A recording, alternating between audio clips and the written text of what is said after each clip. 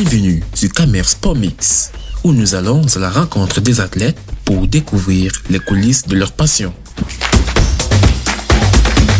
Salut, c'est Bekale Vonda Stéphane, athlète para-camerounais. J'ai 22 ans. Je suis spécialisé dans le 400 mètres, notamment le sprint long, catégorie T11, déficient visuel.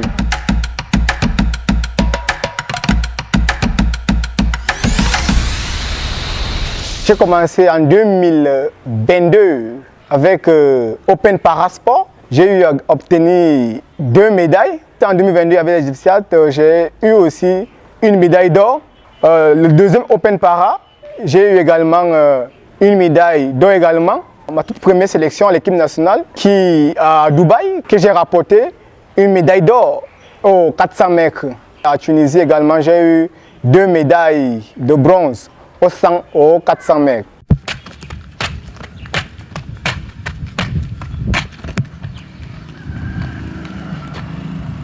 La distinction qui est entre Stéphane et les autres athlètes, c'est son franc-parler et sa discipline dans le travail.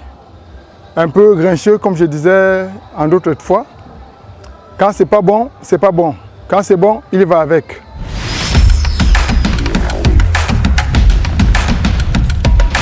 Ce qui m'a poussé à pratiquer l'athlétisme, c'est parce que j'avais un grand frère déficient visuel, un international para-camerounais également. Il m'a dit, mon petit, tu peux faire mieux que moi. Directement, je me suis mis dans les entraînements.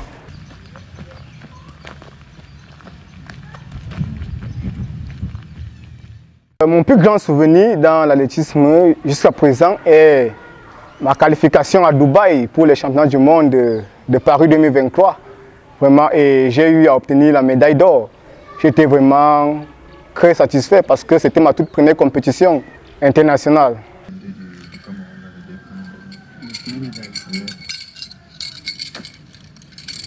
Comme tout athlète qui veut devenir grand, se plie d'abord à devenir petit. Donc il a commencé par se faire battre. Et dès qu'il a commencé à battre, je lui ai donné ce petit nom de la riposte.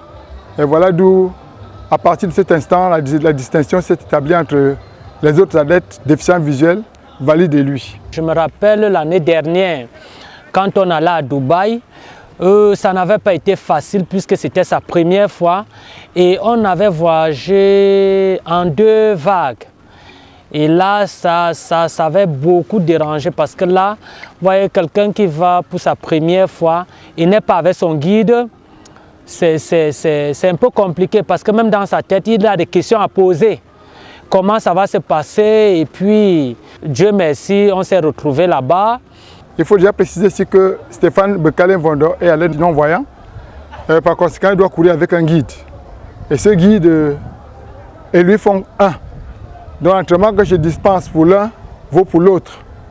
Et naturellement, le guide doit être un peu plus fort que l'athlète. Parce que si l'athlète vient à guider le guide, c'est l'inverse de la donne. Donc on partage ensemble les aspects techniques, tactiques et stratégiques. Dans les normes, si on fait 31, plus 19, ça donne 50. Mais si on cherche donc alors 31 ou 250, tu vois un peu. Automatiquement, on va faire 22 pour que ça nous donne 52. Pour ma toute première compétition de Dubaï, je tiens à signaler que c'était pas facile puisque je n'avais jamais compéti à l'extérieur du pays et on me disait il y aura des gens que tu vois pas, que tu ne connais pas. Il y avait plus de 65 nations, donc c'était vraiment une compétition un peu très élevée malgré le stress. Et bon, je me suis dit nous avons un objectif à atteindre, les qualifications pour les championnats du monde de Paris, espérer avoir des minima pour les championnats du monde.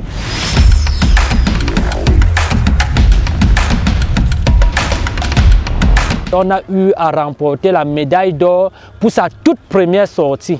Vous voyez qu'un athlète qui a été désaxé dès le départ avait des difficultés qu'on a rencontrées même étant là-bas.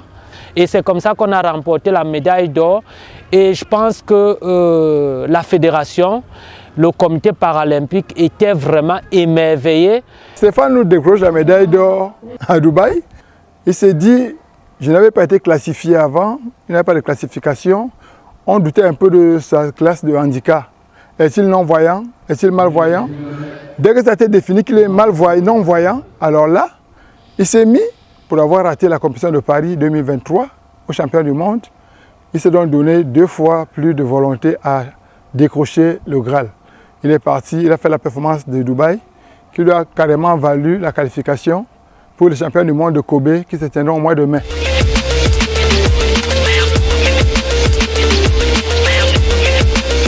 Mon sentiment après avoir remporté la médaille d'or, vraiment c'était, j'ai pas de mots puisque c'était une joie pour moi.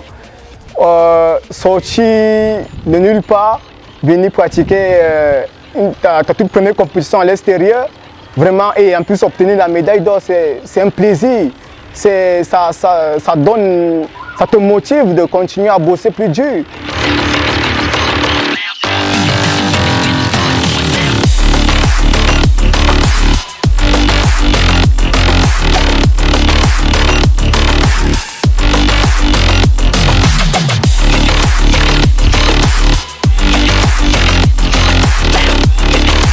Si l'enfant a la volonté de sortir de son carcan de déficient visuel dépendant pour devenir un adulte autonome, par conséquent un déficient visuel autonome, je lui donnerai donc le conseil de se dessaisir, de se défaire de cette image du mendiant qu'on a du déficient visuel, de se défaire de la faiblesse d'accepter son handicap.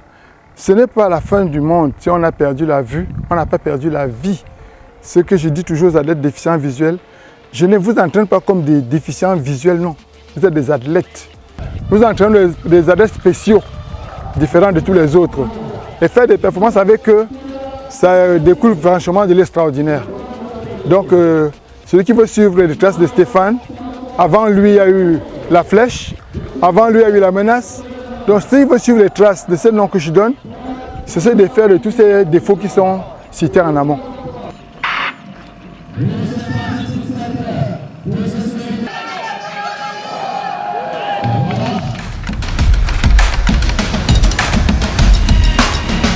Merci d'avoir partagé ces instants privilégiés avec nous. Rejoignez-nous la prochaine fois pour une nouvelle plongée Camer Sport Mix.